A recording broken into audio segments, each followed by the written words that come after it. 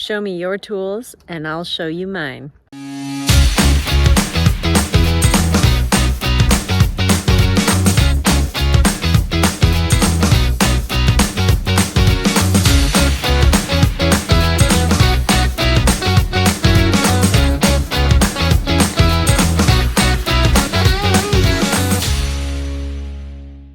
Hey, this is Julia Harriet, and I am standing in front of our latest job site with a toolbox, or for me it's a tool bag, of tools to share with you, because whether you're at a job site and you work in construction or you're at your house on a Sunday and you want to get some shit done, you got to have the right tools, and you don't want to have to go to the hardware store either when you get to work or when you are starting a project, because it slows things down and it just makes things less functional. So it's so great to be prepared, the right tool for the right job. So I wanted to share with you your top tools that you should have on hand, whether you're a weekend warrior and you're going to go out and hang some shelves and do some work around your house, or you're going to start an apprenticeship, model learning in carpentry or construction, and you're like, hey, I'd like to show up on the job and have some tools in hand so it looks like that I'm ready to go. And either way, it's great to have those tools around the house, and they come in handy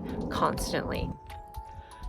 So when you really get down to it, sometimes the most simple tools are the ones that you don't have on hand, because if you don't know that's what you need, you don't know. And the base, number one, start a good tape measure. Now, what a good tape measure means is really a higher quality tape measure, because you can buy a cheapo one, but a 25-foot tape measure, that's kind of the minimum. I like 30, but hey. But all the time, it's like you need to know your measurement. So pretty much on any project, this is going to come in handy. And obviously you want one that has the lock on it, because otherwise it's going to be snapping at you. But simple, right? So handy, like knowing your measurements. You want to be accurate. You want things to look good. So step one, tape measure. Part of what led me to wanting to share these tools with you is that for me, as I entered the world of construction, I came with so much curiosity. I was like, oh my gosh, I see people building, I see, things go from a foundation to a framing to roughed in to all of this, but what are the tools that are making this happen? Obviously the human beings are using the tools, but there's so much behind the scenes and in the infrastructure that you don't know until you're there. And another one of my favorite tools is a wonderful level. Let's see if I can hold it up level. Oh, there we go. So let's go back to the idea of being at your house on the weekend. You want to hang up those shelves that you've been looking at because they're sitting in a box, not put together yet. And you're like, oh my gosh, how do I even begin? And having your tape measure, having this lovely, just simple level. Now, you can have a 2-foot or a 3-foot level, both sizes, great. Basically, what you're going to do with this is be able to hang those shelves, have them look awesome, and know that they're going to be awesome before you get them up. And no one likes that moment. And I will swear I've had this moment so many times, hanging pictures, photos, shelving, where you eyeball it, right? You're like, oh, I can see if it's level or not. No, you can't. Our eyes are lovely, but they are not always accurate.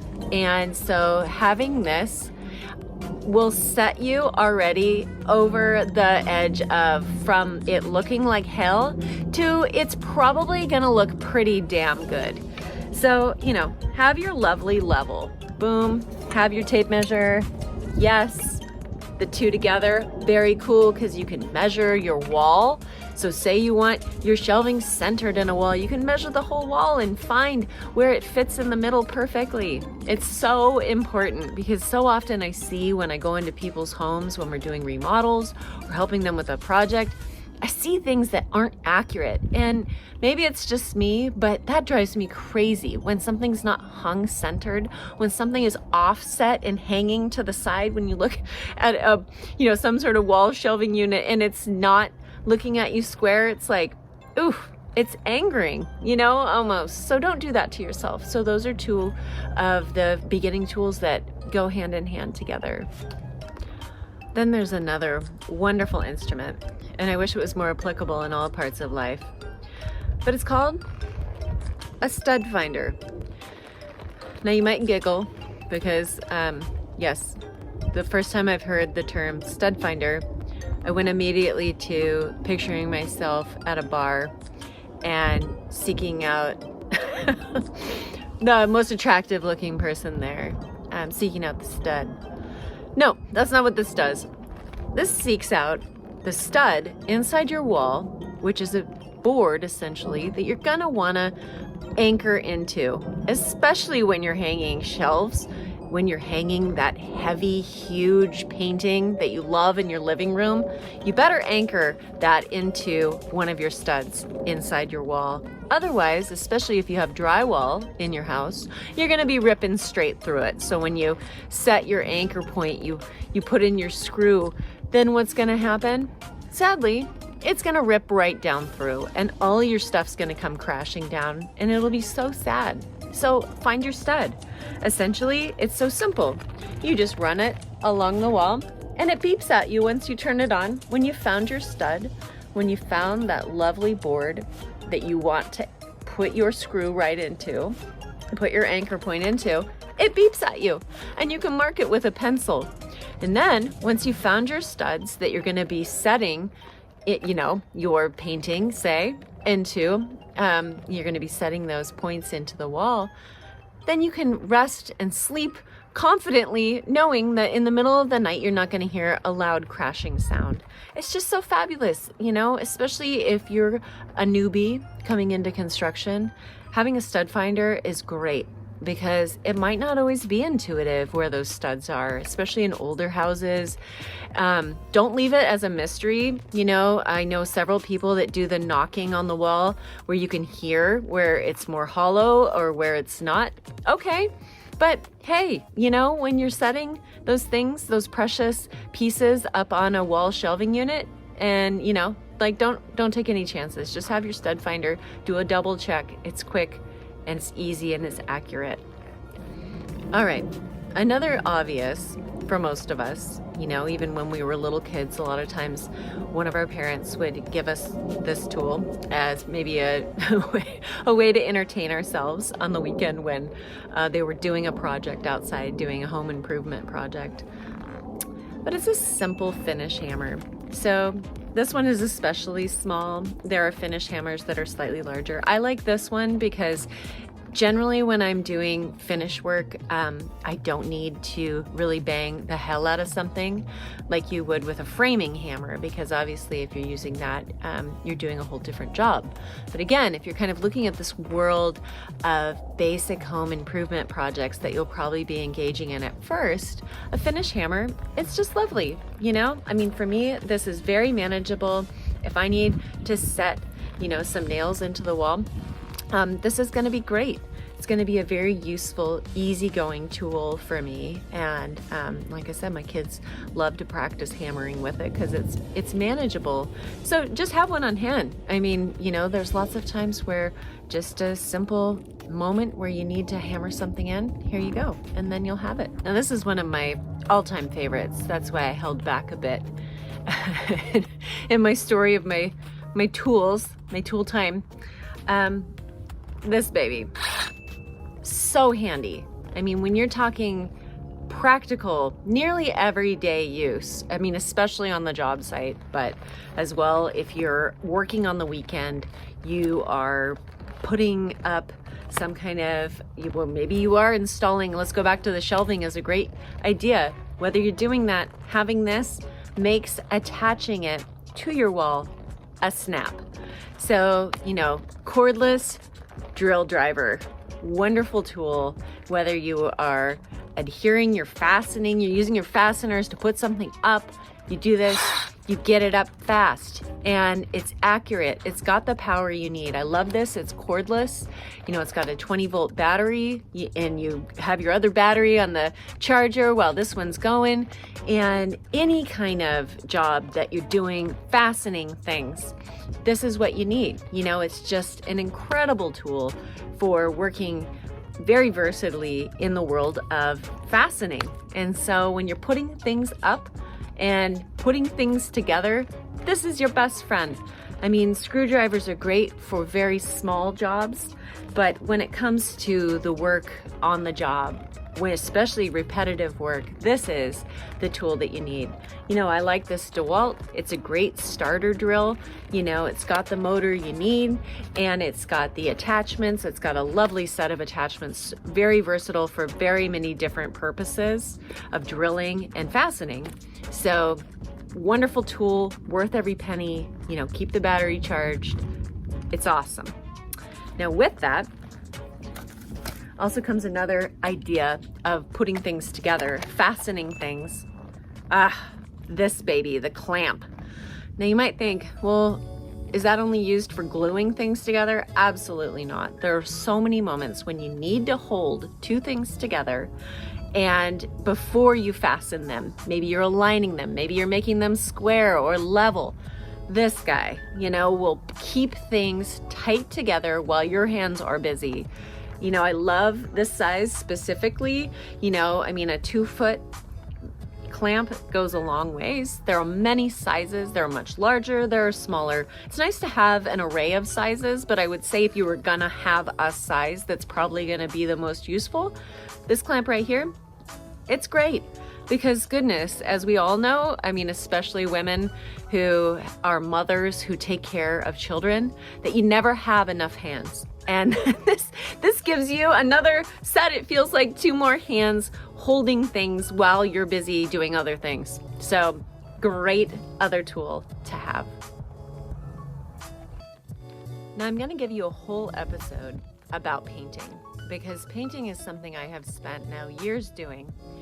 And a person that I once worked with on a job site who was a professional painter, he said, you know, anyone can paint, but it takes 20 years to get good at it. And you know what? I think that's very true. But I have learned some tricks along the way. And beyond painting, having caulking and your caulk gun, super handy. Okay, so there are so many usages. You know, I mean, whether you have a funky old window in your house and you want to create the seam from the window to the wall into something that doesn't look like a gappy, horrible, kind of funky, yucky situation, this caulk can clean it up quick, you know, and I love it because, especially in having smaller fingers, I like to just use my finger, a wet rag, to make the lines to really smooth out the seams. And it's fabulous. I mean, there are many usages both inside and outside. So I like I said, I will do a whole episode talking about that because, so great to give that finished feel when you're doing a project, you know, especially like I said, windows, tiling in your bathroom, anytime in the kitchen where some surface meets a new surface and there's a seam, you know, using caulking is awesome. You can be extremely accurate, and that's what I love about it. As a recovering perfectionist, basically what I use this for is like, I just want to like leave the situation, whatever I'm working on, with that, ooh, that looks really sexy. And caulking really helps. Last but not least for today is the handy dandy orbital sander. Hello. So, sanding. Obviously very handy to have a finished looking product. And nothing does it quicker and better than the orbital sander. You know, it takes the sandpaper that you're used to using by hand or on a block, and it speeds up the process immensely. So if you're doing any kind of finish work, having an orbital sander is pretty much a necessity because you don't want your wood to be rough and raw at the wrong time in the wrong place, and especially in any kind of furniture or flooring specific types or pretty much any finished product needs to be sanded. And so I just find the orbital sander, takes things from raw to finished so quickly and beautifully, and it's easy to control. You need to obviously make sure that it's flat on the surface. That's the number one way that sanding goes wrong, is if you put too much pressure on one side or start working one side more than the other. But it's pretty easy to feel in your hand and to guide that way. Orbital sander, awesome. I love it because you can attach any grit of sandpaper to it that you need, whether you want it completely smooth as a baby's butt, or you want a little bit of grit to it, but you need to get off some of the splinterage and just some of the roughness. Boom, this guy, awesome. I need to use this on my deck at my house because I need to get off some old stain that is coming off in places, and I'm like, oh yeah, I need to bring this to my house and get going on that now that it's almost springtime. So I want to thank you so much for joining me, and my top tools, and basically my hope is that by sharing these tools with you, that you will remember that these are all within your purview of going out and getting. Now you can go to the hardware store and you know the names and what they look like, so if you need to ask for help, you can. Or if you feel completely confident, you can go out and you can go get those tools, so that on the weekend or the next time you're working on a project, you can be absolutely ready to go. There are so many more tools. This is just a start. It was hard to stop myself here, but I want to keep sharing with you different strategies that I use. Like I said, whether I'm at the job site here working with a crew, or I'm at home working with my kids doing projects and making fun things happen in their rooms and in our household space. Having these tools, it's a great start, and it's never too soon to go out and get them. If you're a beginner like I was when I started, it's okay, and it's okay to ask for help in the hardware store. But it really, when you have just a few words, some of the language, it will help people help you. So that's the idea. And I want to thank you for being here with me today as we are all together. Here we are in this fabulous life, completely under construction, never perfect, always learning and building together. And I hope that you will come find me at my website, JuliaHarriet, Harriet.com. JuliaHarriet.com. I'm there, and I'd love for you to come to my site. Please sign up for my newsletter. I love to know what projects you're working on, what questions you have, especially if you're just beginning in the world of DIY construction. How can I help you? So come to my website, sign up for my newsletter, or send me a message. I will respond to every single message that I get from you. And let's problem solve together. Let's be builder buddies.